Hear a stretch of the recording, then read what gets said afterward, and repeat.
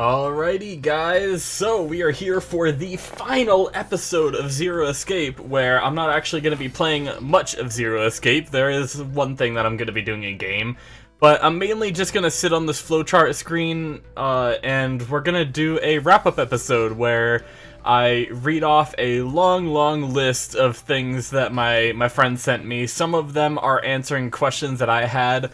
I ended up typing up a bunch of questions and sending them to him, and he answered them to the best of his ability, and stuff like that. And then he also just has a lot of extra info of either things I missed or things that I most likely wouldn't have figured out or noticed anyway, and stuff like that. So yeah, this is gonna be a pretty long video of me just talking. So I have some water here. I may have to take a couple breaks to take sips on that or something, because it's I think it came out to be like 30 minutes of like reading out loud if I were just non-stop reading this. So, and on top of that, we're gonna be talking about probably each and everything that he mentions. I don't know how in depth we're gonna talk about it, but we'll see. Anyway, let's get started with the first thingy, shall we? Thingy. All right. Jeez, that is a lot of stuff. Oh man. Okay. It looks like all my questions are at the bottom, so we'll just look at those last, I guess. That's fine. But yeah. So, first thing, I would like to start by giving a few disclaimers that while I'm fairly confident in my theories, a lot of what I say here should be taken with a grain of salt, as some are just theories. Other ways to think about certain things could probably be just as valid if dug deeper into them. I also want to state that anything that could be seen as a bridge into the sequels, as well as anything that gets more answers later on, will be disregarded, and I'll answer/speak about things as if this was considered the final/only game in the series, so that nothing I say will spoil anything in the future. There's also likely way more minor things that I've forgotten to include, but this should include all the juicy bits as well as a lot of smaller tidbits, and suffice for a lot of summarizing. Okay, so yeah, he's basically just saying that, I mean, I just read it, so you guys get it. He's saying that a lot of it is like his headcanons and stuff like that, the way he chooses to view a lot of this different info and different theories and stuff like that. So yeah, basically everything that is said here, take with a grain of salt, guys. It's not obviously like all facts by the writers or anything, you know, but anyway, let's just enjoy all these juicy details, shall we? First thing you should do before anything else is go back to one of the escape rooms, and see if you can notice anything different in the very beginning animation. If you can't, due to bug, then click the next spoiler, as it'll explain it. Interesting. Go back to one of the escape rooms, Okay. Now, my only theory here is, do I go back to the actual escape room, right? Do I jump like right here? Or do I have to jump before it? But anyway, let's just go to the first one, I suppose, right? Oh. Interesting. Did we always have this? Are these more options? Interesting. That's cool. Is this what you were talking about, I wonder? But I guess you did say the beginning animation. So let's go to the very beginning. Oh! Akane's face! Interesting. That's funny. Okay. I'm guessing that's what what he was referring to. Obviously, we can go and read what he says afterwards, so we'll go back there. The music, the background tracks are gonna cut in and out depending on whether I'm clicked on and off the screen, by the way, guys. So, like right here, I just clicked off the screen, so we can't hear the background music anymore. But After beating the true end, young Akane's face appears instead of Junpei in the animation for Seek a Way Out, as this is to help imply the next and most major thing I'll be explaining. Oh shit, okay. Yeah, so that's true, that was young Akane's face, too. That's very true. Which I guess kind of makes sense because she was also one that went through all of these puzzles as well, right? Okay. Let's go on to the next thingy. The major twist in this game is a lot easier to fully grasp in the original DS version. The way the game works on the DS is that the spoken dialogue adventure mode in this version was on the top DS screen, basically all of what the characters actually speak, while most of the narration text, novel mode's extra text in this version, was on the bottom DS screen. Interesting. The scenes you watched at the end where it transitioned between Junpei vision and Akane vision were done a little more fluently in the DS version, because the Junpei vision was entirely... Sorry, I just lost my place for a second. Was entirely done on the top screen, while Akane vision was entirely done on the bottom screen, sometimes both occurring simultaneously. Oh. Such as when they both looked into the screen, or they were both talking to each other, instead of swapping between the two frequently as it did in the remaster due to not having a dual screen system. Now that's interesting. Yeah, that seems like it would be a lot more fluid having, you know, the narration on one screen and the people talking on another to help, like, distinguish between the narration and the people talking. And then same with the Junpei vision and Akane vision. That seems pretty cool. If only, like, it's too bad there wasn't a way they could have, like, simulated that experience, I guess. I wonder if there's, like, a way that you could have done that better, you know? Like I almost wonder if you were to have, like, a dual screen setup where you, like, here, if I tab back into the game, if you, like, cut it in half, kind of like when you're playing a multiplayer game, and you had, like, Akane vision on the left and Junpei vision on the right, maybe. I wonder if that could have worked better. But anyway, yeah, that's interesting. Cool to know. Alright. The element mentioned above is further expanded on when the final puzzle is presented. In the DS version, it's a lot different, and instead of the puzzle you did, it was a Sudoku puzzle. Oh, I wish I got to do a Sudoku puzzle. The Sudoku puzzle was flipped upside down and forced the player to rotate the actual DS around to be able to see it properly, to add another extra touch to the twist. Reflecting that for the first time, Junpei is solving the puzzle and sending the answer to Akane, which had been... I keep losing where I am, sorry. Which had been the opposite of what you were doing up until that point. See the picture at the bottom of the paragraph, for example. With all of this known... It's implied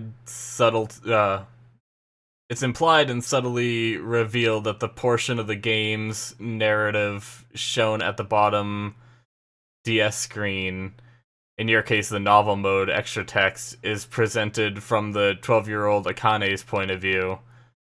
Through morphogenetic fields, she connected to Junpei in the future, witnessing several possible realities and directing Junpei to help him survive in order to lead him to the moment where he saves her. Interesting. Hold on, I want to, like, skim this again. It's not... Don't worry. It's not that I don't understand your typing. It's just a lot of info that I'm trying to, like, make sure I'm grasping. My reading retention isn't the best, too, so... Okay, so the Sudoku puzzle is flipped upside down, force the player to rotate the actual DS, and to be able to see it properly and add an extra touch to the twist. Okay. So Junpei is solving the puzzle and sending the answer to Akane, which had been the opposite of what you were doing up until that point. Right, because throughout the game, or at least towards the end is when we really started to get hints of it, but I don't know if there were, like, possible other hints of it, too. throughout the game that I just missed. But throughout the game, it was Akane sending stuff through the fields to help us solve it, whereas this time it was Junpei helping Akane. Okay, yeah, I get it. Okay, where was I?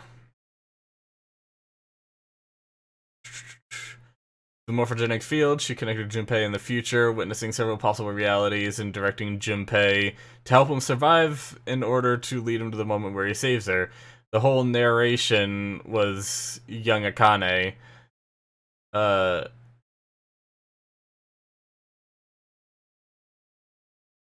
whole narration was young Akane twist can be figured out in the remaster, as it makes sense when you hit the moments where Junpei was locked to adventure while young Akane was locked to novel, but it's definitely easier to miss this massive chunk of twist/info, just like it was in the original. Oh, okay. Interesting. So that's why, if I'm understanding it right, that's why, because I did notice, I even mentioned in the video how for Junpei, I was locked in adventure, and I guess that kind of makes sense if they were trying to simulate Akane's thought process being pushed over to Junpei. So we had the novel from Akane, you know, sending over to Junpei, who was stuck in adventure. Interesting. Okay, and then we have a picture here. Huh.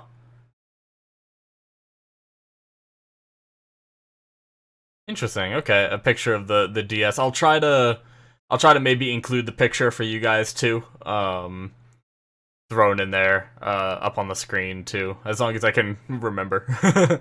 But yeah, interesting. Okay.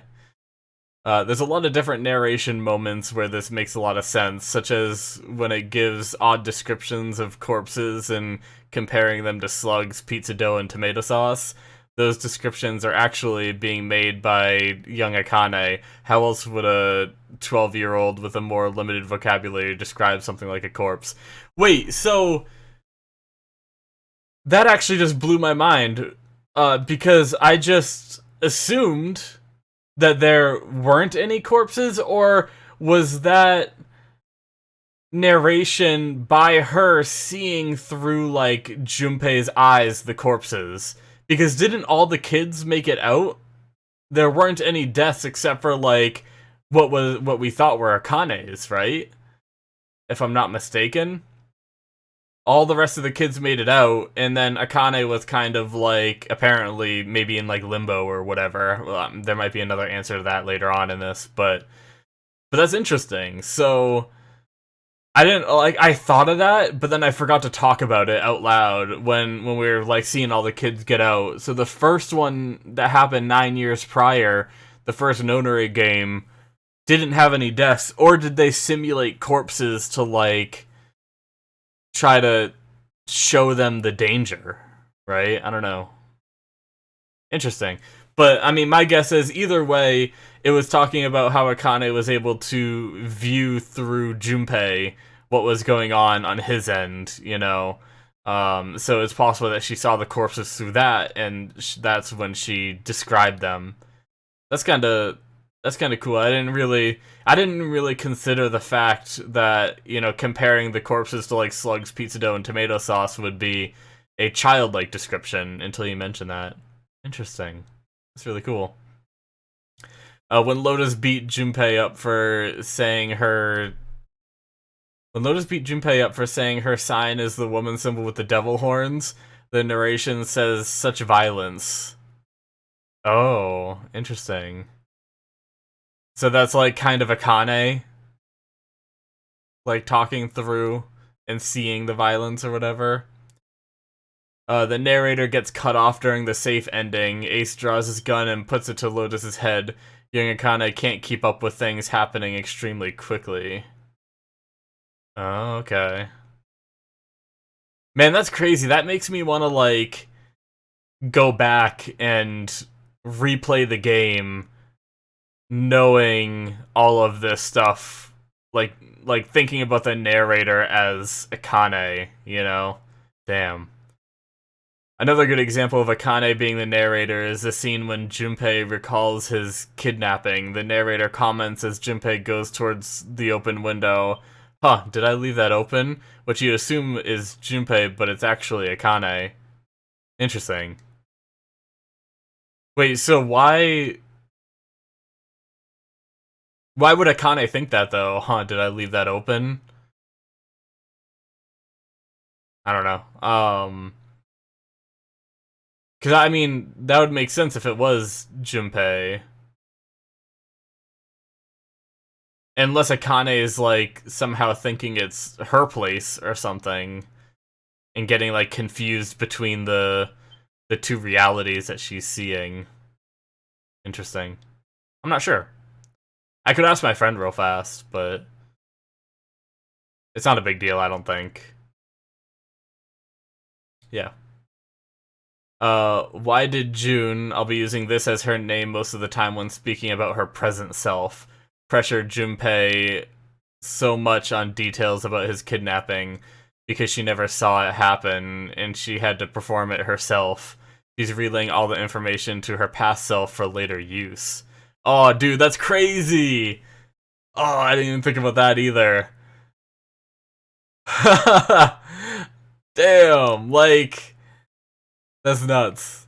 Just the idea that, yeah, because when the kidnapping happened, she wouldn't have been connected at that time to the, like, through the morphogenetic fields, so she didn't get to see that when she was younger, and she was trying to recreate the Nonary game as much as possible. Man, that's just even more added on to the whole, like, bootstrap paradox theory of, like, of all that. Just, oh, I could, like, ramble on about the whole, like, bootstrap paradox kind of stuff, but you guys know what I mean. Like, the whole what came first, but anyway. Man. Also notice how a lot of the narration spoke about Junpei in third person. It wasn't I grabbed the keycard, it was Junpei grabbed the keycard. Yeah, that is true. For I guess I just, like, assumed that was either a translation choice, because I know a lot of the times in Japanese they say their own name in a lot of the sentences they say, don't they? If I'm not mistaken. Um don't, like, I could be completely wrong, but I feel like when I watch, like, certain animes and stuff like that, they'll actually say, like, at least in the subtitles, they say, like, you know, Morthadon says hello or whatever. Like, it's not always, like, I don't know, that's not a good example. That's a terrible example. I'm trying to think of a good example, but I feel like there are times when referring to themselves, instead of saying I, they say their name. I feel like, I could be wrong about that. So I kind of thought that was just like a translation choice, but that makes a lot of sense now if it is the narration being Akane, you know, having it be in the third person, even though we're following the game through Junpei's eyes. It would have made more sense if it was I grabbed the keycard rather than Junpei grabbed the keycard. Huh. Interesting. DS version only. Certain conversations, such as Santa talking about Cradle and Soporil, and Seven's past as a cop, we don't see them telling Junpei. Instead, the story is told to the player directly, because Akane already knows, or knew. This element isn't really applicable in the remaster and may not sound like it matters. Sorry. It may not sound like it makes much sense, as many pieces of the exposition that were in the DS bottom screen are integrated into the dialogue for the remaster. It's still an interesting fact for the original version, however. If anything in this entire list is wrong/misinformed, it's likely this one, but I'm fairly certain that's how it went. That's what he was saying. Yeah, so basically, interesting. I was just rereading it.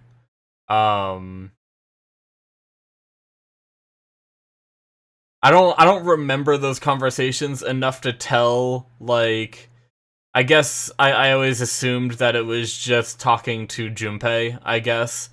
And so I guess in the DS version, it's represented more as they're talking to the character rather than Junpei.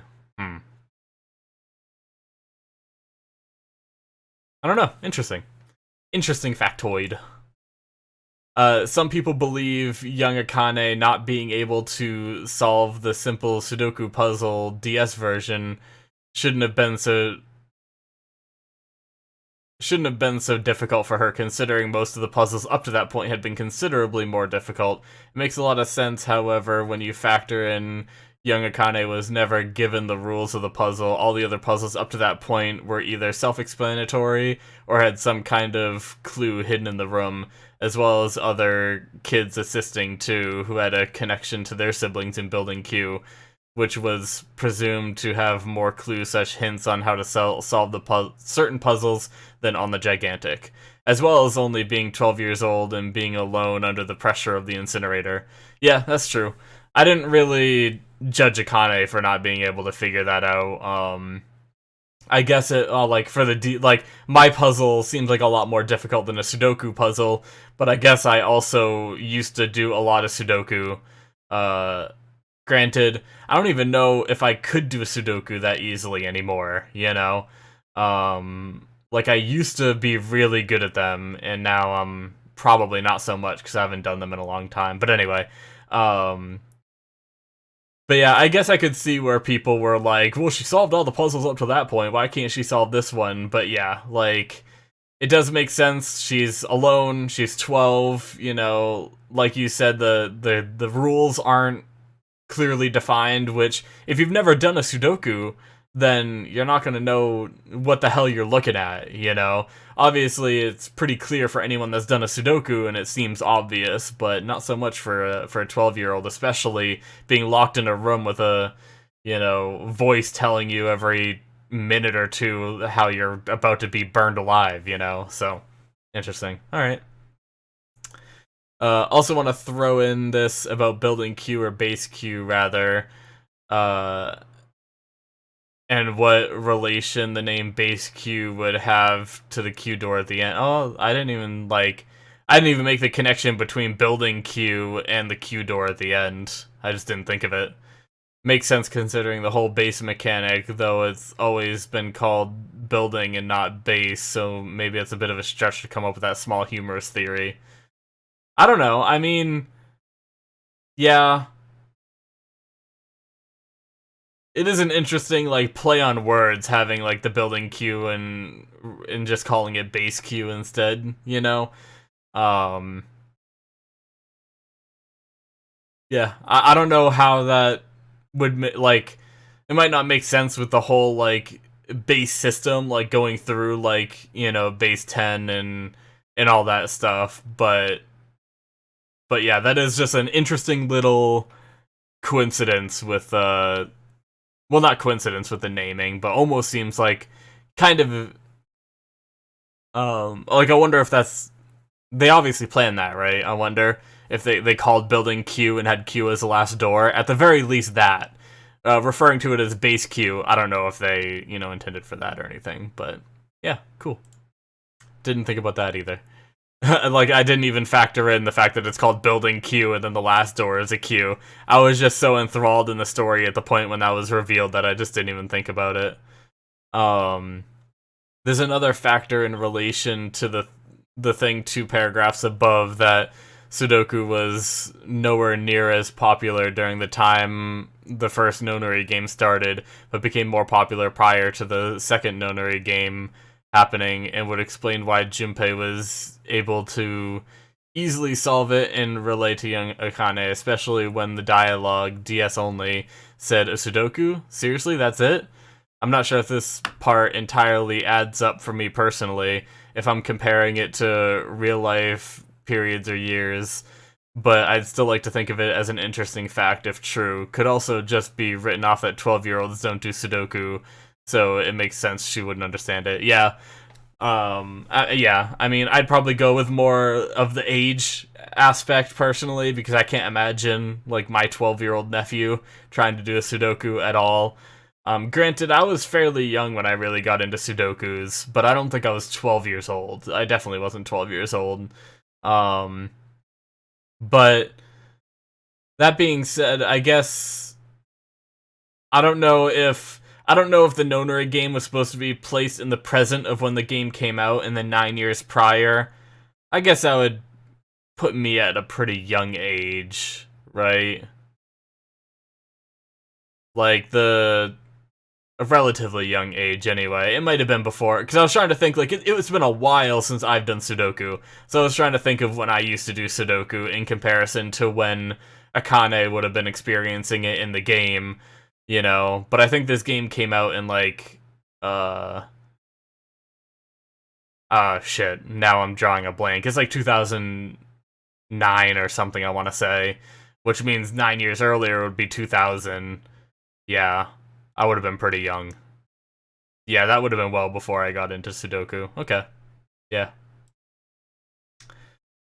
In the shower room where you find Snake's supposed body, Santa talks about how the human body dies at 75 degrees Celsius. After examining the thermostat, he says a human body could only get that hot if it was in a sauna for too long or in an incinerator, which he then gets pissy because Junpei dismissed that as random trivia, having not noticed that Santa's mood withered as he spoke about it. Oh. As in, here's one of the two responsible for the whole game, doing what he's doing no matter how cruel it is for all of them, in order to maintain his sister in a stable time loop, opening his heart and barring himself in a moment of weakness because of what the facts about thermal effects on a human body represent to himself and his suffering. And his sister's crush doesn't even pay attention. What a jerk. Damn, I don't even remember that part, but yeah, that's crazy. That I guess I vaguely remember the body dies at like a certain temperature and stuff like that. But that's crazy that he mentioned the incinerator and stuff like that. That whole thing. Yeah, I don't remember that at all. Thanks for mentioning that. Yeah, that's cool. Cool little. Damn. Man, there's so much, like, that like, I'm probably gonna replay this game eventually and just like go through it for fun and like see that different stuff, but oh man, we still have so much left to go, guys. So much left to go. How long have we been recording already? Let's see. Damn, we're already almost at 30 minutes in. Jesus. Like, I'm like maybe halfway done of what he said. Okay. So, when Santa finds the perfect panty shot angle in door 6, he tells Junpei to get Clover, while June is in the very same room with him to begin with. This is because she's his sister. This is a tiny little subtle clue that's not easy to notice, because initially you probably just assume maybe Santa has a crush on Clover or something, so it's easily overlooked. That's funny, yeah. I guess, was that, I guess I don't remember exactly when that was, yeah. Door 6. I was trying to think, like, was that one of the times that June was, like, sick, though? Like, with her fever and stuff? But maybe not. Maybe it was just, I mean, it was definitely just the sister thing, you know? But yeah, that's not something I really would have thought of without having the retrospective knowledge of how the game ends and knowing their siblings. But, alright. In the knife ending, Junpei finds Lotus stabbed in the corridor, only to be stabbed himself shortly after. Junpei is unable to recognize his killer due to being practically dead from blood loss, despite seeing him leave. This could be a subtle hint about his killer, even if only slightly. Oh, Ace, yep. I thought about that right as you mentioned, like, the not being able to recognize his killer. Like, before I even read you talking about prosopagnosia, I thought of that. But Ace having prosopagnosia and is, in fact, regardless of potential hint, the killer in the knife ending. Interesting. Okay, well that answered one of my questions, so I'm sure we're gonna reiterate that towards the end when we get to my questions. But that was part of one of my questions. One of my questions was asking about was it Ace that killed us in the knife ending? Because that was my theory as we got towards the end. And then also the submarine ending. I couldn't remember if Ace was one of the people who died during that ending or not, but interesting. Okay. Yeah, so that's kind of funny. I wonder if that's the kind of stuff where I do wonder if that's supposed to be like a hint towards Ace having prosopagnosia and us like not being able to recognize the killer kind of thing, or is that just us like drawing funny little coincidences afterwards, you know? I always wonder if like the writers intended for that to be a thing. But anyway. In the Axe ending, Ace tells Lotus that he wants to show her something. After Junpei asks to see it with Ace, he responds with, "Once I've shown Lotus, I'll show you." Needless to say, it hints about Lotus's death in the knife ending. Oh, okay. I'm also certain June tried to stop Clover as she was attempting to kill Santa, which she knew was innocent, being her brother and assistant, true, in the murder of Snake, and thus caused her to get in the way in an even bigger sense than what you'd initially imagine. It's also implied Clover chopped Junpei's hand off to get his bracelet. This is the reason why she offered her hand to Junpei. Rather than just striking him down in the first place, she wanted to sever his hand cleanly. This also explains how Junpei is able to see Clover walk away with his bracelet when it's not supposed to fall off until after it detects his death. Oh, damn. Okay. Even more dark. God damn it, Clover, jumping to conclusions. And just killing a bunch of people. Man, that must suck for, like... Can you imagine putting on this game in order to, like, save yourself, you know? And, like... Because the thing is... They orchestrated... That's a hard thing, though. I just almost cornered myself into a non-logical thinking, because they orchestrated this game based off the memory of what they remember happening. So, did they orchestrate the deaths of the original people that did the Nonary game because they wanted revenge? Or did they do it because that's what they saw in the past? And then you start thinking about the whole paradox again, and it starts hurting my brain, you know? Because, like... Because what I was thinking was that would suck to be killed by someone that isn't Ace.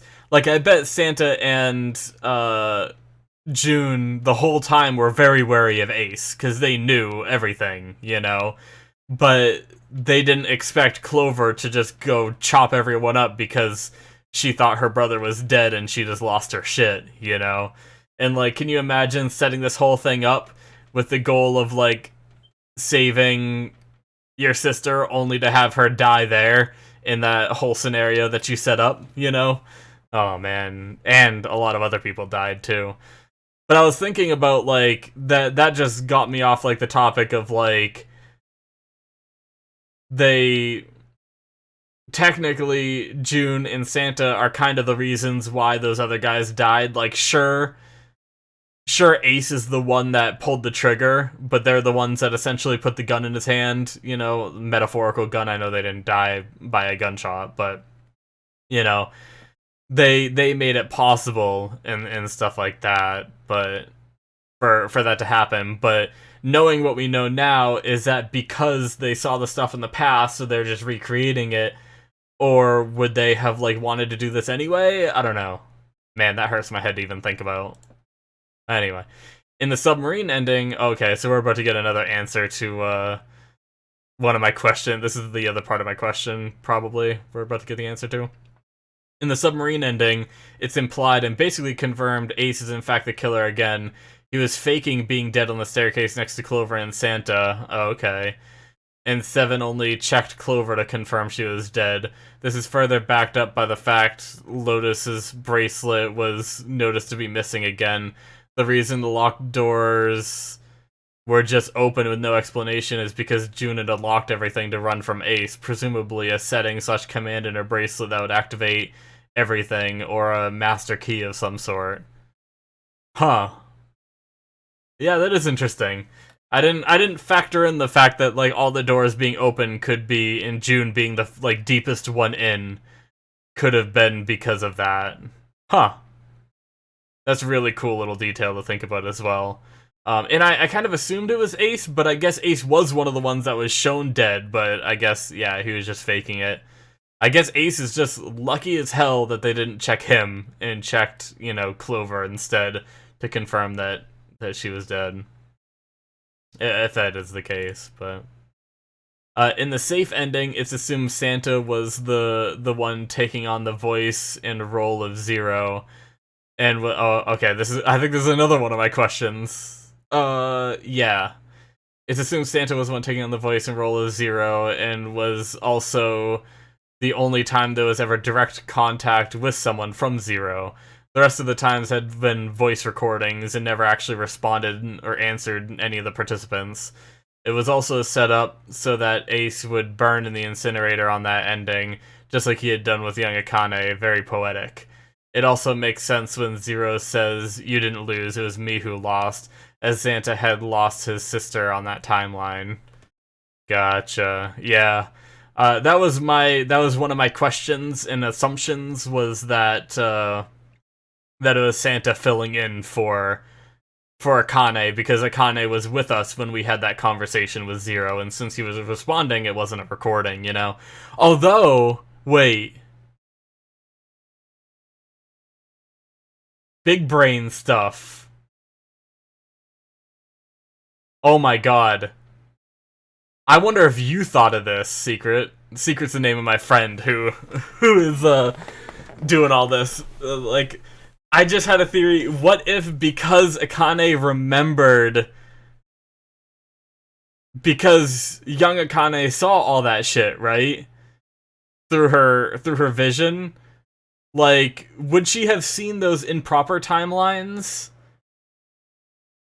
She might have, but I was thinking, would she have known exactly what Junpei would say in order to pre-record responses to it? It kind of reminds me of the Doctor Who episode of the Blink episode, where he finds out exactly what happened from the girl in the future, and then sent videos with recordings of him answering everything she said to the past, or like he was in the past and he made those videos with like everything she was gonna say, even though it was just a video recording. He was still able to answer like every question accurately and stuff like that.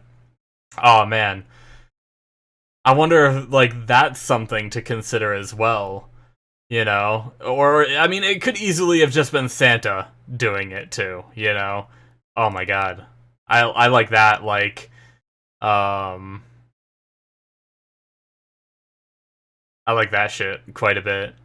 June's fever June's fevers indicate you're on an incorrect path, causing young Akane to burn.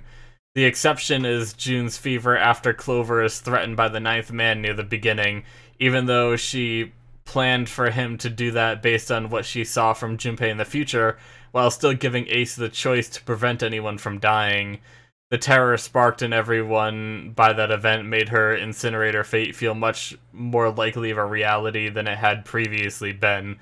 In case that didn't fully clear things up about her fevers, even though you were onto it in your last video, so you probably understand by now, yes, it's her coming closer to burning alive 9 years ago, and is also why she completely vanished during the safe ending, because she couldn't be saved in the incinerator and burned, causing her to no longer exist. Also why her fever was burning up. She was quite literally burning up. God damn. Yeah, I did have that like thought about the fevers in the last video. I talked about that. But that's cool. So June's fever indicates that you're on an incorrect path. Obviously, except for that one time that you mentioned. That's kind of cool. So, like, seeing those fevers means that, you know, that's one of the rooms that you shouldn't be doing, essentially. It means you went through, like, the wrong door or whatever, in order to not get the true ending, you know? Damn. Yeah, that's really cool. And I didn't even think about the fact that she disappeared in the safe ending. That's just... That's such an insane concept. Like, this whole game is an insane concept, but just thinking about that is nuts with how she just vanished like that. That's actually, like... I know there's a lot of other really cool things that you've mentioned up until now, but I think that's almost one of my favorite facts right there. Is just that alone is just something that is really cool. But yeah. Damn. Alright. If terror wasn't the reason it became more of a reality for June, it could also be argued that Junpei and two others opened door 5 to check on the ninth man's body, and then June's sudden fever/collapse stopped them, then leading to a proper player choice between 4 or 5. I personally believe it's the former logic.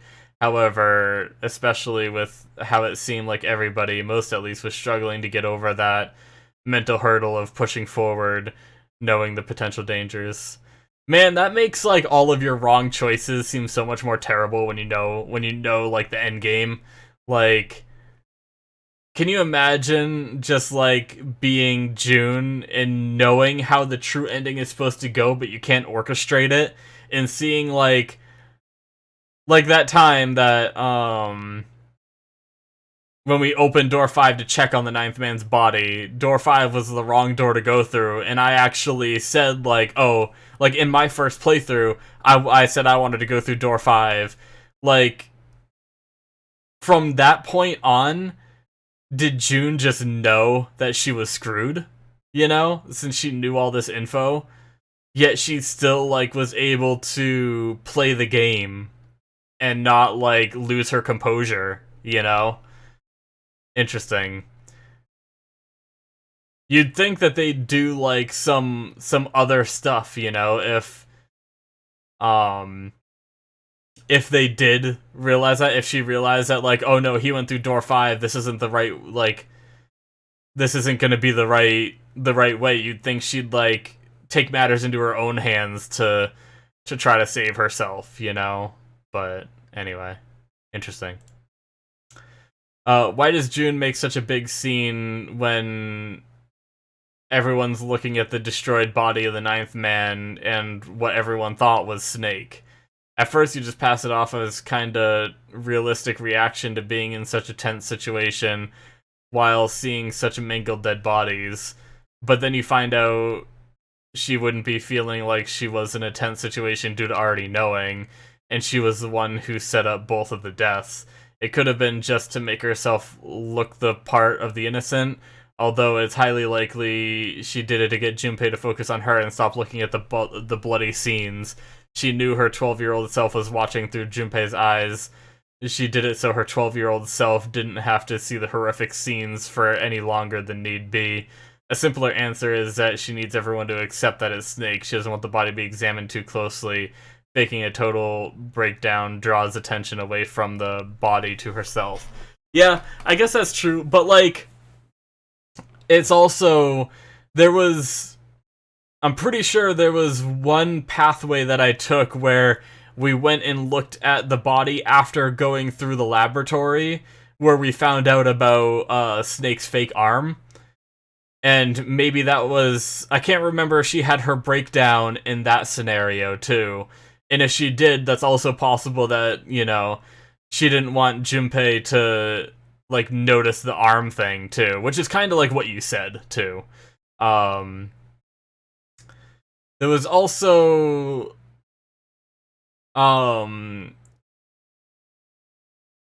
there's also something where it's possible, like, if I'm gonna throw one of my own theories into your theory, or into this theory. I keep talking like I'm talking directly to Secret. I know, like, other people are watching this too.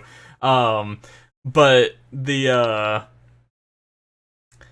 to throw out another theory, it's possible that she's actually seeing in person and smelling it, and it's a much more visceral experience when you see it yourself. Like, she did, like, indirectly, but she did kind of cause this death to happen, you know? Sure, it's indirectly, but it could have been her having a breakdown because, you know, she's actually seeing firsthand what she caused, you know? It's possible that it's something like that, too, rather than trying to, you know, prevent her younger self from seeing too much or any of that, you know? But, yeah. In the second class cabin on the subject of the Titanic, June believes Stead telepathically saw images of his own future, namely his experience on the Titanic, a less subtle hint about Akane's own state, though she saw it through Junpei's eyes. Oh yeah, I guess there was that whole conversation about the Titanic and people like predicting it sinking and stuff like that beforehand, and like kind of like knowing the future and stuff. Interesting, yeah, cool. Throughout the game, June continues to insist that they can find a way to the end of the game with everyone alive, which seems to serve to highlight her naive and optimistic nature. At the end of the true ending, we find out that she knows how the game works, and that it's designed for everyone to be able to escape alive, including those responsible for the game 9 years prior.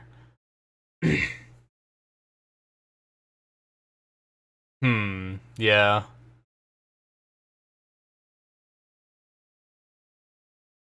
I I'm trying to like I'm not sure I fully understand what you're trying to say there. Are you trying to say, like, when you say, like, so to highlight her naive and optimistic nature, are you trying to say that she was trying to push for everyone to be alive regardless of the fact that she knew, like, 3 people were gonna die? I might be misunderstanding that whole sentence, but, or that whole little bit. Anyway, the, I'm just trying to think of, like, what I think of that, you know, of her trying to push, uh, finding a way out with everyone alive, you know? Either that, or she's just trying to keep everyone else optimistic, even though she knows some people are gonna die, because, you know, technically she is right that even with the people dying, everyone else did make it out, you know? Even with the people that did die, so she kind of knew that everyone was gonna make it and stuff like that. But yeah, anyway, um, just about anything June says or does is very deep. She knows she's watching herself through Junpei's eyes, her childlike naivete, her constant optimism, her references to the Titanic and Steed seeing the future. This is all stuff she's saying for her child self's benefit, reassuring her that the answer she's looking for really does exist and that she can survive, as June is living proof. Yeah, that must be weird, like, seeing yourself, like, in the future. And I guess, like, Akane did lose her shit, like, young Akane did lose her shit at the end, like, freaking out about dying, you know? Even though she did see herself in the future, but, you know, I guess, she was still 12 years old. She probably didn't really think about it enough in that moment of panic of being like, oh no, I see myself in the future, so I'm fine, you know? Especially, like, I mean, I guess from our point of view, we know that future was, changeable, you know? It was fluid. It wasn't set in stone, so, but, you know, she wouldn't have known that. Anyway. Interesting. The fact that there's a mirror in the third class cabin beginning escape room happens to be very important in hindsight, as is the reason why there's an important item taped to it. It's so that young Akane can see who she's reaching out to and realize it's Junpei. Okay. Yeah, that is interesting. So, because obviously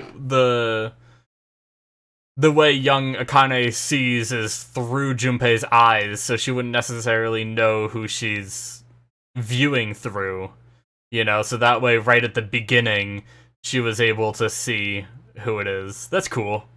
Yeah. I can't remember what was taped to the mirror, though. But Yeah, my brain's farting as to what was taped to the mirror. During the doll presentation, flashback, and the true ending, Junpei says to Akane that now that they're graduating from elementary school, after June, we won't see each other anymore. After the second Nonary game, in which he gave her the alias June, they don't see each other again. They don't see each other again after it had ended. This is a brilliant Woolseyism. I don't know what that is, to be honest. Her original Japanese alias was Murasaki and had nothing to do with months. Oh. Interesting.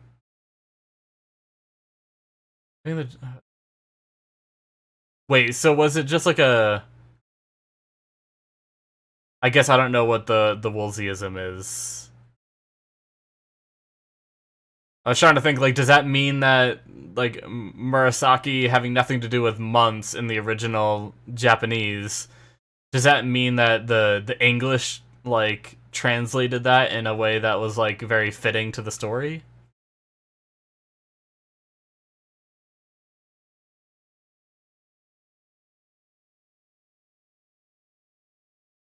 Hmm. Interesting. Alright. Sorry, I went quiet because I was rereading that paragraph a little bit to myself, trying to... Sometimes, like, reading things out loud, I don't grasp as well as reading them to myself, so I wanted to reread it. But, okay. Oh, we're getting more info on it. Akane's Japanese codename is Murasaki. The first syllable, mu, sounds similar to the Japanese word for nothing, in other words, zero. Mu can also be read as 6, meaning that Akane's codename of Murasaki, as well as Cap's real surname of Musashido, both hint at their bracelets being a mix of 6 and 0. Uh, Murasaki is also the Japanese word for purple. Akane's original name, Akane, can mean red, and her brother Aoi means blue, which means together they make purple. And of course, both are the masterminds behind Zero, which may be foreshadowed in the Door 7 operating room puzzle that requires you to mix a red and blue liquid to make purple. Oh, that's interesting, yeah. That's cool. I wonder if, well, no, I guess we wouldn't have had the name by then. I was gonna say, we wouldn't have had Aoi to know, but I was gonna say, like, I wonder if people that were playing this and understood Japanese, you know, if they would have made that connection, but we wouldn't have known, like, Aoi as a name. Ow, I don't know, I'm probably saying it wrong, I'm sorry, but it sounds like I'm saying owie, like I just got hurt, like a boo-boo. I got an owie. But no, the, whatchamacallit, I guess we wouldn't have had that name, so it probably wouldn't have been something that you could put together, unless you, like, thought, like, I don't know. I wonder if you could have, like, somehow pieced that together or something, but that's interesting, cool. In the safe ending, Junpei learns from Santa about Ace's real identity, and that Ace told him this himself. I just, like, did not comprehend the sentence I just read. In the safe ending, Junpei learns from Santa about Ace's real identity, and that Ace told him this himself. Given Ace already killed 2 people to hide the fact. Oh, true, yeah. I see where this is going. It's obvious he never told Santa anything. It should also be obvious why Santa would know all of that in the first place and doesn't need explaining. Yeah. Yeah, I get it. Yeah, it's interesting. And once again, it makes me think, did he say that because Akane told him to tell Junpei? Or did he say that because he just wanted to give a tip? You know? Ah, brain exploding stuff. Anyway. Oh. Cool. The first class cabin gives us this little hint to Snake's name, Light, on examining a light. Junpei, well, at least we've got light. Snake, what? Junpei, huh? What the hell, man? It's just a light. Snake, oh, of course. Ah. No, I don't think you actually clicked on the specific light needed to trigger this dialogue, but it's something that would have been easily overlooked as random, silly dialogue at the time. I vaguely remember something similar to that, but I don't know if it was exactly that, right? I almost feel like there was, I wonder what, like, I'm never gonna be able to remember. But either I did get that dialogue, but I feel like I do remember clicking on something and having someone give, like, a random response like that, and me just being like, okay, and just, like, passed it off, you know? So either I did get that dialogue, or there's another dialogue in the game that might actually be something similar. But that's cool.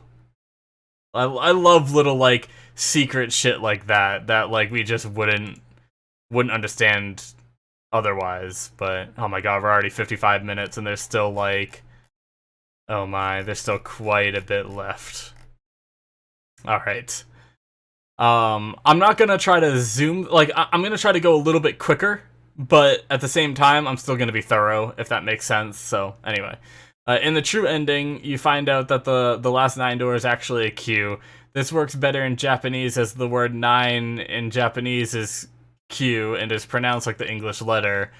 This can be considered written around in the English version, as 0 never verbally says the last door is a 9, and instead shows the typed rules given to everyone, where the font makes 9 look like 9 and Q look the same. So in original Japanese, was that door still just an English letter Q? I mean, I assume so. Oh, my Steam is showing up. Maybe I should go offline on that real fast. I didn't even think about that. Sorry about the random music kicking on. I think mark myself as offline? Okay. Yeah, that way my Steam won't show up like that. I still have the game open, but I don't know how many times that's happened. It's the first time I've noticed it, but anyway. Yeah, so I'd imagine the door is still a Q, because I don't know how it would work otherwise, you know? But cool. That's neat. The sole purpose of the card puzzle in the second segment of Door 6 was to prevent Ace from getting the gun on his own. This explains the simplicity of it, while also giving a clue about his condition. Ah, okay. So they didn't want him going ahead. And that was why when we gave him the cards, he wasn't able to figure it out, obviously because of the prosopagnosia and stuff like that. Cool. That's pretty neat. I didn't think about that.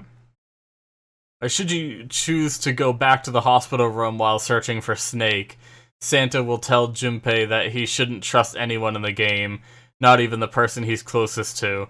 Amusingly, the only people in the room when Santa says this are Junpei, Santa, and June. Yeah. I mean, obviously that's also pointing at the fact that shouldn't trust the person he's closest to, which is obviously June, who is 0, you know? But yeah. I'm sure that's what you meant, and then just saying, like, it's also funny that they were in the room. Okay, cool. I like that, yeah. Through the various endings, Junpei frequently has a blue screen of death, where he becomes a shell of his former self, and is no longer Junpei. In most circumstances, this is the result of June's death. Watching the events from the past, young Akane's horror at learning of her own death is entangling with Junpei's, making it hard to tell who Junpei is any longer. The only time that Junpei recovers from these shocks quickly is when he confirms that she had died in the past. Wait, what? The only time that Junpei recovers from these shocks quickly is when he confirms that she had died in the past. A shock, but a paradox that the both of them can push aside their despair for to try and puzzle through it. I'm a little confused at that last sentence. I understand what you're saying in that, you know, Akane seeing her own death is what, like, also pushes, like, Junpei over the limit, not, like, even, you know, be no longer Junpei and stuff like that. I don't understand that last sentence, and I just signed out of Steam. I don't think it's that big of a deal, but the only time that Junpei recovers from these shocks quickly is when he confirms that she had died in the past. I guess I don't remember the specific example that you're referring to. That when he, because I do remember there was a time that he quickly like snapped out of that state and actually started like doing things again. But I don't remember that being followed like by him finding out that she died in the past and that like motivates him or something. Anyway, the key to the final room in the good ending has the Neptune symbol. The astrological sign associated with Neptune is Pisces. And the symbol of Pisces is two symbiotic fish swimming in different directions. Possible that it's some subtle foreshadowing of the ultimate significance of the Junpei-Akane relationship. Oh. Alright, yeah. Makes sense. The joint digital root in alphanumeric of I am 0 is 6, likely unintentional, but still cool. Interesting. Yeah, that is a little neat too. It should have been obvious from the start that the 9 players in the second Nonary game aren't on an actual sinking ship. Both times when Junpei checks the flooded stairways, the water is described as being completely still, like a mirror. The water shouldn't be still. The ship would be, at the very least, bobbing on the waves. Oh, that's true, yeah. I did, like, there were a few moments where I kind of, like, thought it was a little weird that we were on a ship, and I mentioned it during my playthrough that, you know, I had that theory of us not being on the ship, you know. I didn't consider the fact that it was, you know, completely still, though. I didn't, that's a good call. The digital root of each set of numbered doors you encounter adds up to 9. The first set 4 and 5 is 9. The second set 3, 7, and 8. Interesting. Third set 1, 2, and 6. Final set 9, 9. Gotcha. Yeah. Cool. Yeah, they all do add up to a digital root of 9. This makes sense because the original design of the first game was for everyone to get through the doors, split up into a group of 5 and a group of 4 for the first 2 doors and the number 9 doors. Then 3 groups of 3 for the other 2 sets. Because how digital roots work, there is always at least one combination of the 9 people that can and will work. The only reason there were problems as the early 3, 7, 8 doors in the second Nonary game was because number 1, 2, and 9 bracelets were incapacitated in various ways. Yeah. Interesting. Yeah. That's cool. Taking a sip of water real fast. Forgot to say it. I just went and did it. So you'll probably hear my bottle creak.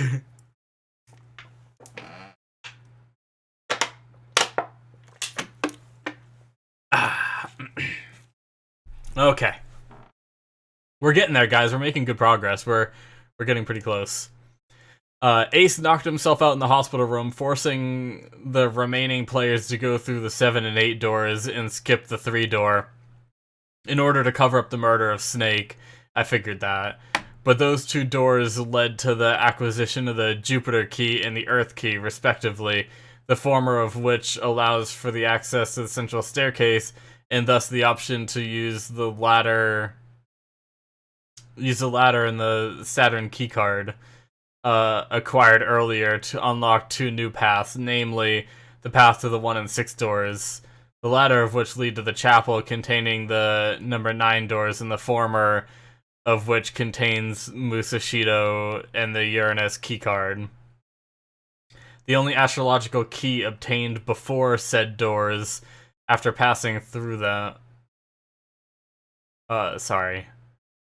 Uranus keycard. The only astrological key obtained before said doors, but used after passing through them. Furthermore, at this time, the group's total digital root is 7, which means that if the only 2 doors that they had options were 6 and 1, absolutely no one would have been forced to stay behind. Door number 3 and door number 2 are in fact entirely irrelevant to getting to the end. Ace, of course, knows this, which is why he tries to railroad the group into avoiding the unnecessary doors. as this will allow his crime to go undiscovered, or so he thinks. More importantly, Zero knows this and intentionally set up the numbers the way they were. Snake, the only one who would be temporarily removed from the game, as 2, and Ace, the only one who would want to kill him, as 1, allowing for the use of number 3 door to kill him as using their bracelet, plus Kubota's to railroad the group into avoiding door number 3 at the 3-7-8 split, and door number 2 at the 1-2-6 split, because all that door number 2 held was an alternate exit submarine that wouldn't help save young Akane in the past. God damn, that was a lot of info, like, just rattled off. I think I get it, though. I think I get what you're saying, is basically the...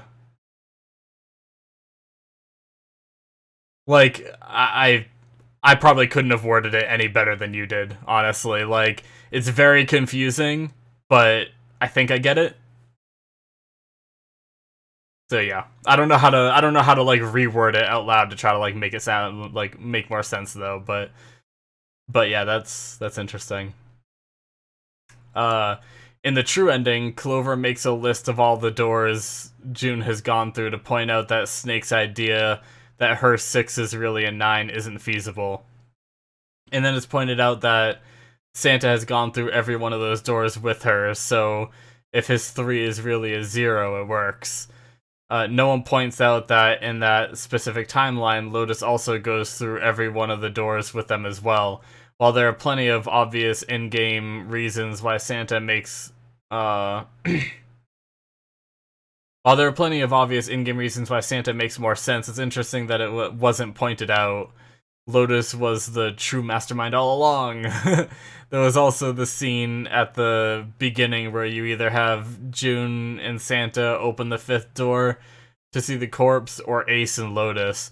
This would be evidence that Lotus being the culprit isn't the case. There's also the simple fact that 3 and 6 is basically the same as 0 plus 9, or 3 plus 6 is basically the same as 0 plus 9. Adding 8 into the mix as a bracelet that's not what it seems requires even more loopholes. Big brain stuff, baby. Big brain stuff. My brain is just so fried with all this knowledge. Like, I'm trying to, like I said, like, reading out loud is, like, not good for me either. Like, when I read it in, like, to myself, I find that I, like, understand things a lot better half the time, too. But I think I get it.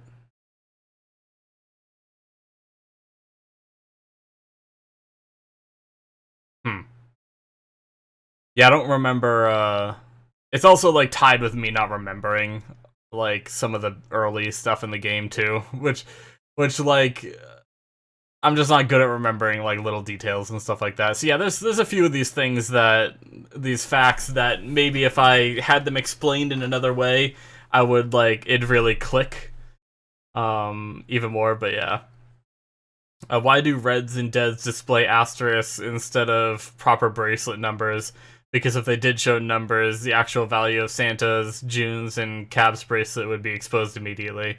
Oh yeah, that's true. I didn't think about that. Neat. I just figured that's how the device worked. I don't know. Like, I didn't think there was any kind of rhyme or reason to it. Early on, Santa refuses to go through door 5 because he doesn't want to get his new shoes stained with the 9th man's blood. It sounds like a really stupid reason, right? Right. He actually has a really good reason not to go into door 5, because, but he can't tell anyone. If he didn't express his desire not to go in there, the other players might have asked him to come along and verify his bracelet. If he did that, the red would inform of an error on the digital route, revealing that someone's bracelet number isn't what its display shows. After some trial and error with all possible combinations, Snake, for example, he's a smart guy, would conclude that Santa's number is not 3. Yeah. That makes sense. Interesting. Cool. Zero's offer was genuine, with Nijisaki bracelet number is 2. Zero's offer was genuine. I guess I'll figure out what that means when I read it. With Nijisaki, bracelet number is 2. Musashido, bracelet number is the letter O, 24, or which is 24. 2 plus 4 is 6. And Kubota, bracelet number is 9. Ace could have escaped with his co-conspirators of the Nonary project. Add the fact that Santa... Okay, I see. Add the fact that Santa and June could leave the game, and the alternate way of opening the... Wait, what? Add the fact that Santa and June could leave the game. I'm not sure what you mean by that, because they'd still need 3 people, right? Anyway, and the alternate way of opening the queue door, it's entirely possible that every player could get out alive. Ace truly was the main murderer of the game, even if the Zero duo planned for other outcomes. Obvious because young Akane saw it herself. I still personally believe it could have likely been possible to still save Akane with everyone behind the project still making it out alive if Ace just admitted to everything, and even if that weren't the case, I'd imagine Akane wouldn't mind ceasing to exist if it meant the story could finally get out in some way. But I still believe both things would be able to occur simultaneously. Yeah, I mean, it's also possible that granted, they had their connection at the very beginning, right? Like, young Akane was immediately connected to Junpei, like, right at the start, but it maybe, like, the constant fear helped maintain that connection, and maybe having actual people dying was enough to, like, solidify that connection between Junpei and young Akane. Like, maybe if,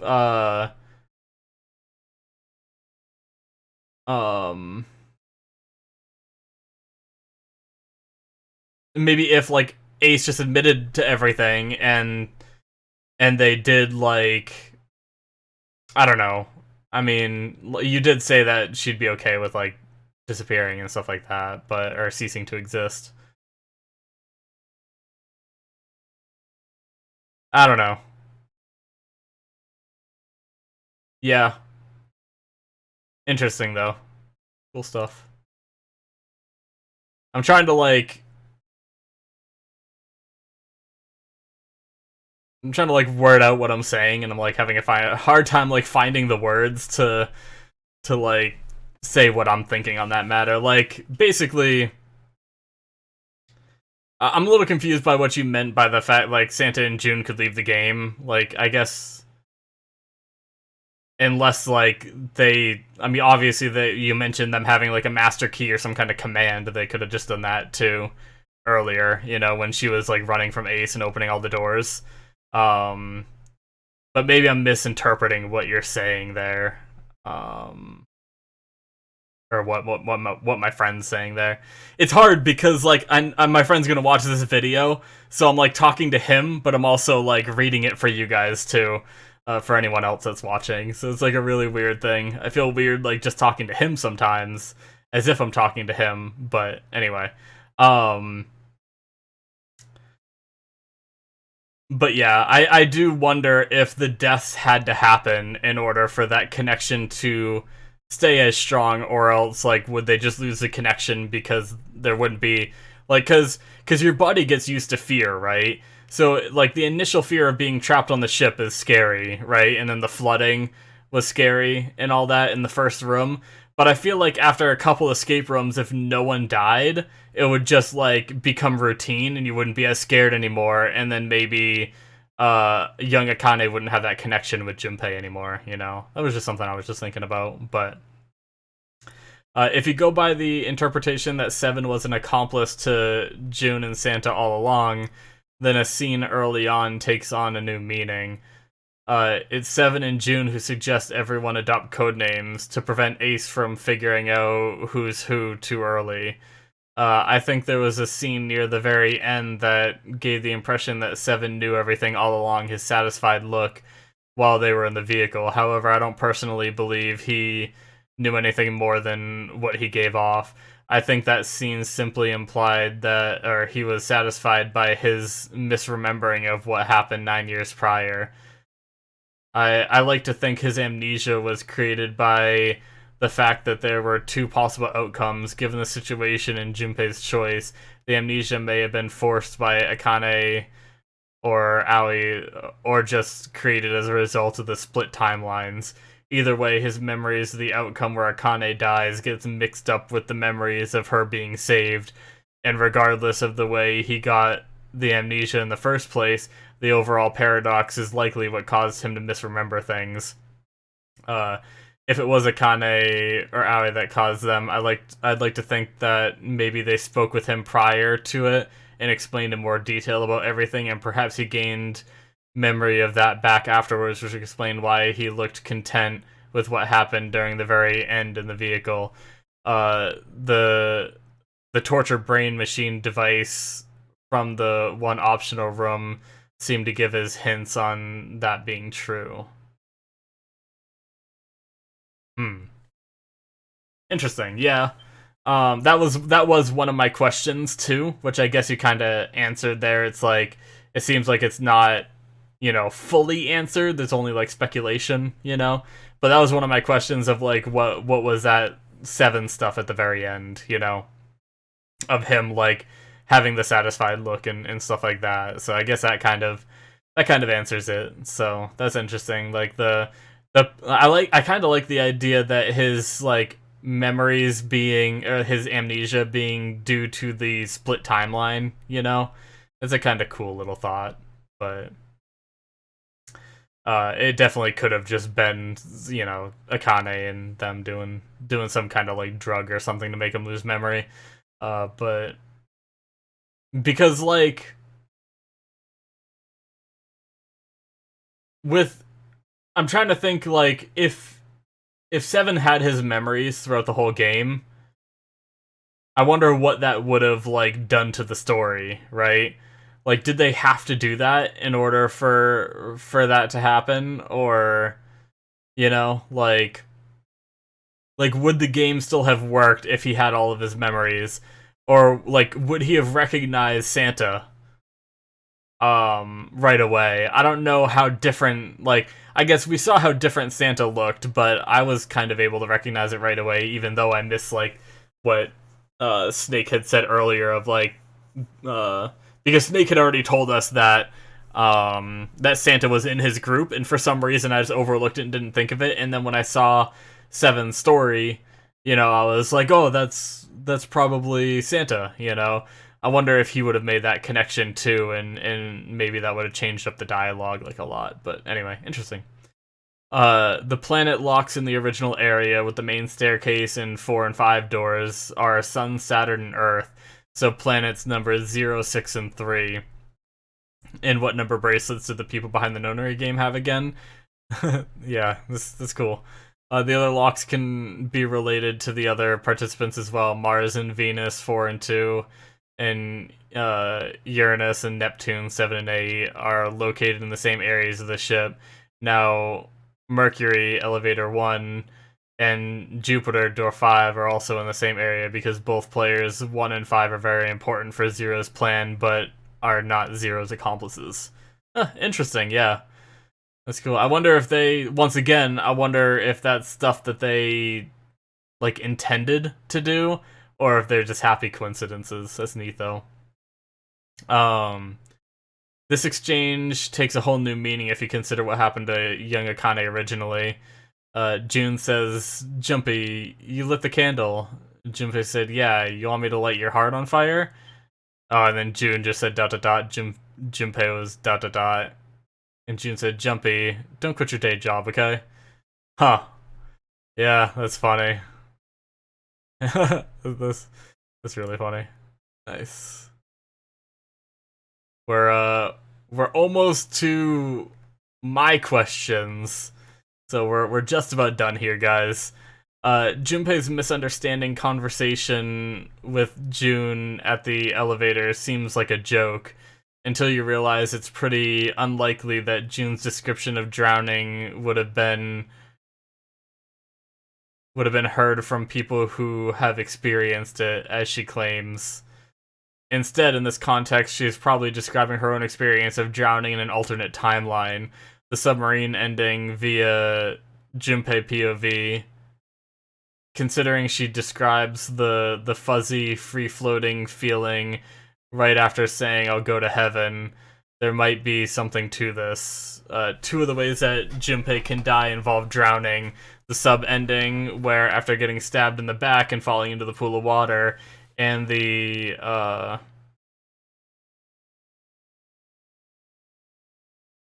iOS exclusive syringe ending, where Clover, thinking Junpei killed Snake, injects him with Ace's Soparol and shoves him into D-Dex. Wait, what?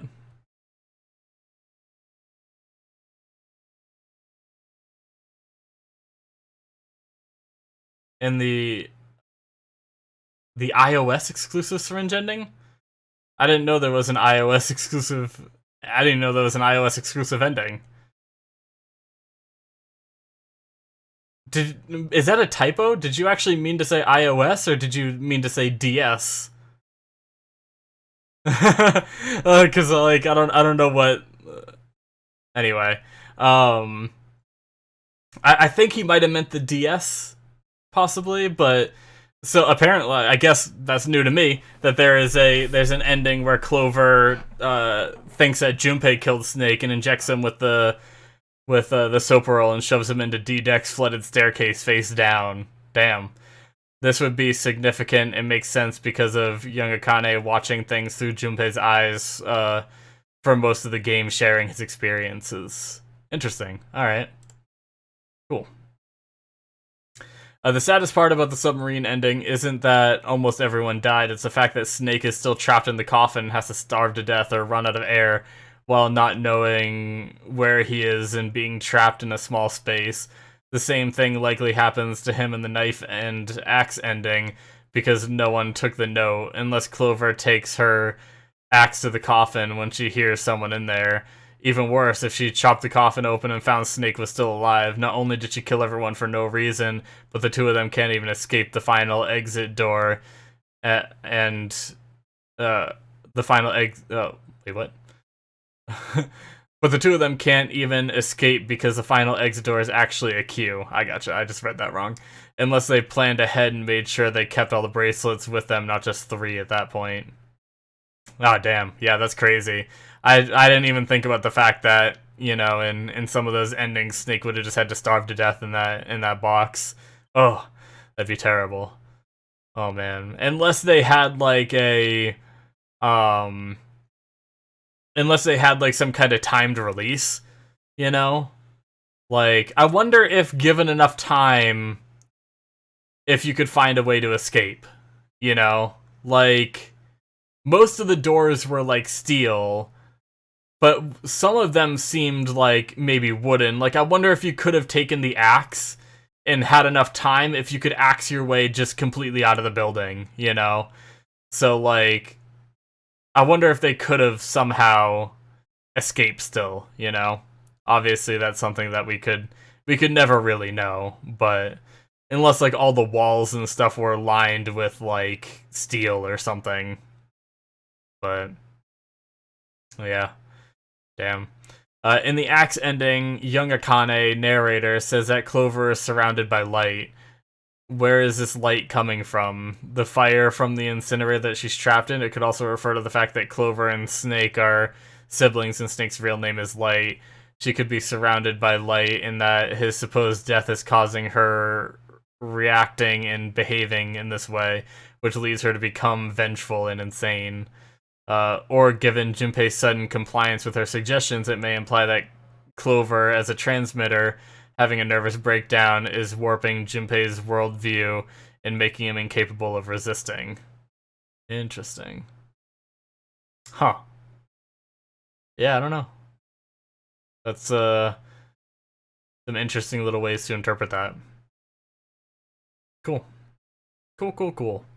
And that actually finishes up everything that he had to say, and now it goes on to the questions that were, a lot of them were answered above, but let's see what he says. So my first one was, what's up with Seven's memories before the game ended? Did he fake them, or did they change, or something else? That was one of my questions. But yeah, he said, as mentioned above, I believe his amnesia was from two possible outcomes. It happening naturally with the whole paradox split timeline thing, while also being why he misremembers, or kind of out of forcefully modifying those memories, which the paradox aspect can still explain why he misremembered even here. I think the torture room with that brain scan puzzle might be a clue to that. Yeah, maybe. Yeah, so basically it's a who knows kind of thing, like some theories and stuff like that, but yeah.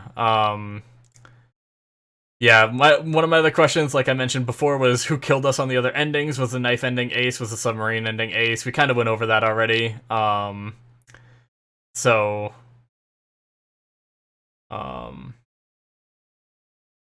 we'll probably just go with what we talked about before with that. I'm tired. Sorry, guys. My voice is like dying from reading all this. My throat's hurting a little bit too. Was that really Alice at the end, even though I highly doubt it? Yeah, okay. You'll have to ask the sequels, not me. I was already kind of told that answer. So yeah, that was one of my questions, was if that was really Alice or not, but apparently there's stuff regarding that in the sequel games, and I'm gonna be playing those, so that question isn't getting answered. Is there a clear beginning and end to the bootstrap paradox, meaning which came first, Junpei saving Akane and Akane getting the idea, or vice versa? And then I added on, like, probably not, right? Like, I imagine there's not, like, a real end or beginning to that, but let's see what Secret says. Obviously, being a paradox, it's difficult to explain this in full. While it's more complicated than what I'm about to say, had it not been for Junpei, then she'd have burned alive, which is why she had gotten the fevers, as depicted in Seven's false memories. Yeah. So it's assumed Junpei from the future saves her, and then realizes she has to continue the loop in order to fully save herself. It's similar to which came first, the chicken or the egg question. However, with the context of a paradox alone, it's difficult to really look very deep into that aspect and have completely solid evidence as to how everything happened. If something in the future is needed for something in the past, how does that thing in the future happen without it first happening in the past? If I had to give my own interpretation on this, it would be something along the lines of the moment young Akane was able to look into the future and connect with future Junpei, was at that very moment it essentially shifted the timeline into a new future. I think Steins Gate, in a sense, perhaps. One with a second nonary game and started the paradox loop. It could also be theorized that the future isn't predetermined and was only done so after Akane had reached that connection to the future, causing the paradox to then form and start the loop. It's not a bad theory, yeah. It's definitely like, I asked the question knowing I wasn't gonna get like a like a proper like answer. I just wasn't sure if there was anything I missed, which is why I asked it, but okay. And then I asked an interesting question. I'm kind of intrigued by this. When everyone was confused by Junpei the last puzzle except for Clover and Snake, when Junpei said they seemed to understand, did he mean that they experienced something similar with the morphogenetic fields, or did he mean something else? Because, see, the thing for me is, my friend in some of these other things has kind of pointed out that or he kind of made hints that Clover and Snake were actually transmitting and receiving with each other, but I don't remember there being any like actual mention of the fact that that was the case, you know? Because I was thinking, like, sure, it's easy to think that maybe other people were having this experience too. Like maybe basically what I'm saying is Akane and Junpei had a special relationship where young Akane was seeing Junpei in the future.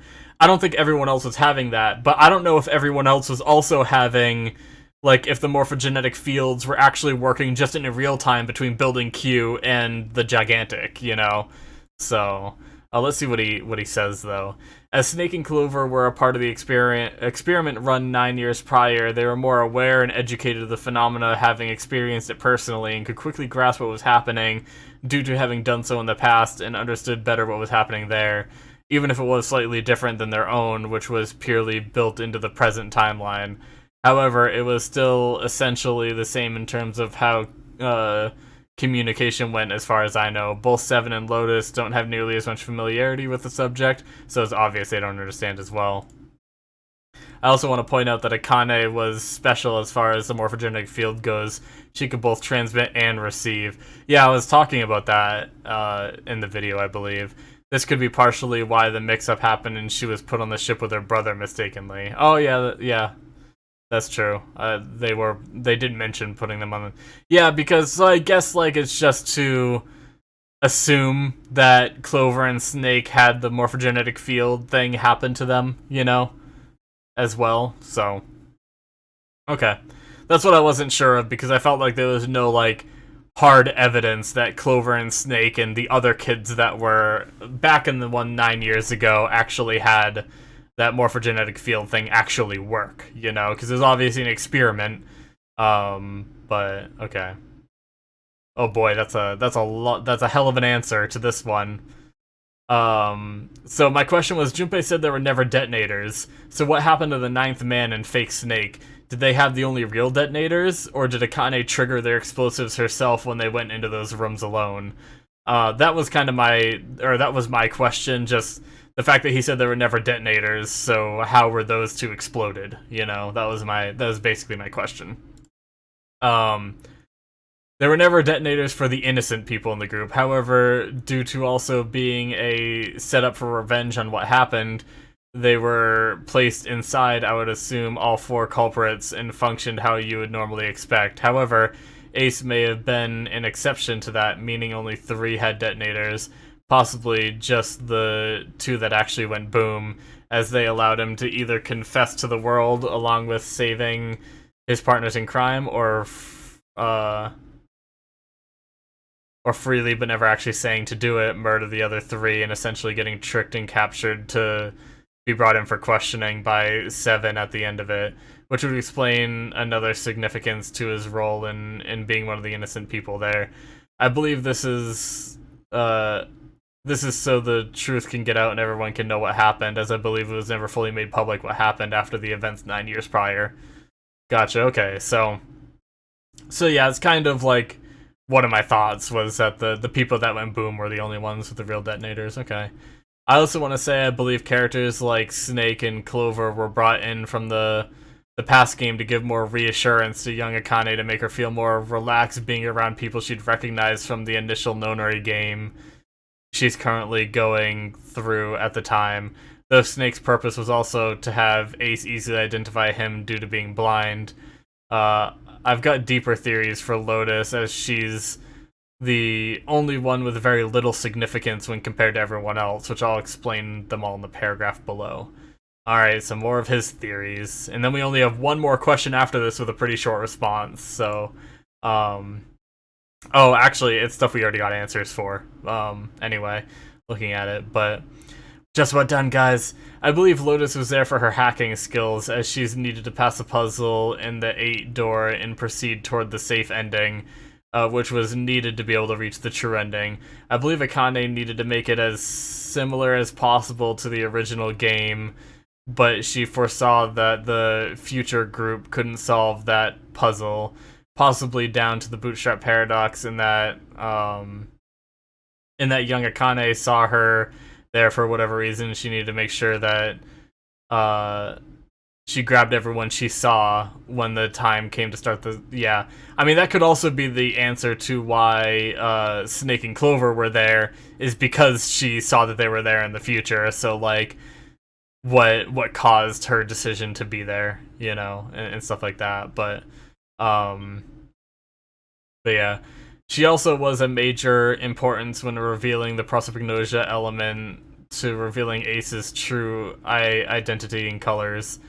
There's a few more elements to her character, but I'd rather keep it short. For the most part, her purpose remains a bit more ambiguous than the others, but she did seem to be more sensible than the others at times, and could have also been there as a minor influence in pushing everyone forward. Maybe her role is just being overthought too hard, and it's as simple as, we need a fan service character, what do we do? Still like her character regardless, though, and I feel she had a decent amount of significance throughout it, while also slowly becoming a little more likable over time. Yeah, we did talk about this, me and Secret, we talked in between, and he obviously waited until I, got past certain points to say certain things, but he did mention that at one point to me as well, thinking that, what am I saying? Lotus is kind of like the person that pushes people forward, because she's very like, she keeps a level head in these situations, and even though she's very rash and sounds like angry and mean sometimes when she's saying things, she's also kind of like the driving force of like pushing the people forward, so yeah. Interesting. All right. Yeah, I wonder if you asked one of the writers like what would you say is Lotus's like purpose, in the game, and see like if they have any kind of like insight too as to adding that character in. But anyway, if Akane was Zero, or this was one of my questions, if Akane was Zero, then during the ending where Zero was talking to us and actually responding, was that Santa filling in for Akane since she was with us in that room?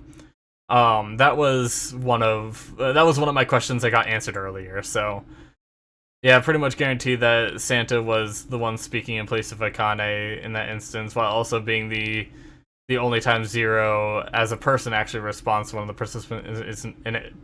participants and it isn't just a recording. Aw. And he also said thank you for providing an enjoyable playthrough. Yeah. Okay. Yeah, there were a couple things that I could have asked him to reiterate. He was saying like, don't forget that I can message him and stuff like that, but I think we covered a lot of it. I was able to read everything to you guys, and there were a couple things that I might ask him about off camera and stuff like that, but yeah, that was a lot of info, guys, and a lot of talking. But that's really cool. This was an amazing game. Like, I loved it. I love any kind of game like this that can, like, blow my mind, but then make so much sense when you go back through and play it. I love little hidden things like, everything that he mentioned here, the little dialogues that hint at, what happened with the whole, like, do you want me to burn your heart or whatever line and stuff like that. Just little things like that, like Santa talking about the incinerator, or like the body being incinerated or whatever, and stuff like that. Like little things like that can be put in the game that you don't realize are really there and really have a purpose and stuff like that. It's just so good. And like these are the kind of games that I can really get into. Like, I'm not a big single player game person, most of the time I play like multiplayer games or like farming games like action RPGs and stuff like that.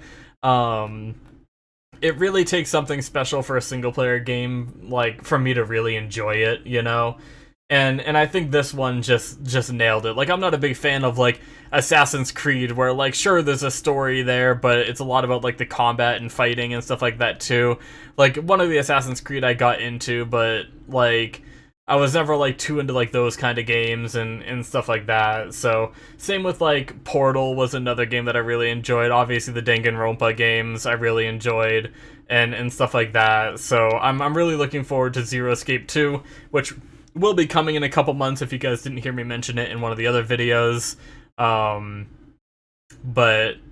yeah, that I'm really excited to play that. I'm just gonna take a couple month break just to kind of, not get burnt out from playing too many of these games back to back, and then I'll be playing the third one too, which I've heard like is good but not like amazing, but I'm still gonna play it.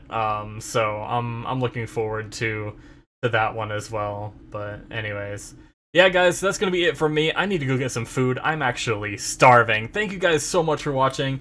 If you enjoyed this playthrough, hit that subscribe button so you can keep an eye out for more playthroughs coming and stuff like that. Or if you want to check out some of my reactions and some of the other content I do here on YouTube, check that out too. Very much appreciated, guys.